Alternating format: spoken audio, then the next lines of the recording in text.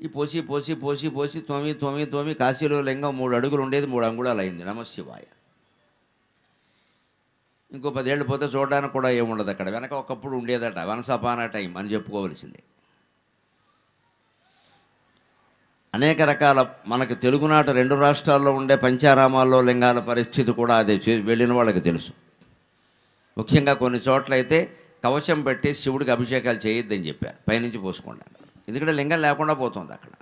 పైగా అభిషేకం పోసిన వాళ్ళు ఊరుకోరు కదా, తోమేయండి అంటే మనకు మసాజు బాగా అలవాటు కదా, తోమేయండి శివుడిని అని. పైగా అర్చకుండా కూడా తోమనయ్యం, మనమే తోమేస్తాం ఇక్కడ. మనకు తోమేస్తే మనకు పుణ్యం. ఆ లింగం అరిగిపోతుంది అనేది ఒక్కడికి తోచదు. ఎంత దేవుడైనా విగ్రహం విగ్రహమే, మనకు అది గుర్తుపెట్టుకోవాలి. విగ్రహం విగ్రహమే, దానికి ఉండే విధానం దానికి ఉంటుంది.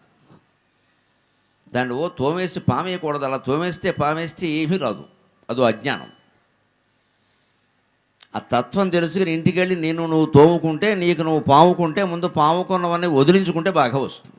మనకి పాముకోవడమే అలవాటు, వదిలించుకోవడం నచ్చదు. అసలు వదిలించుకోవడం నచ్చదు.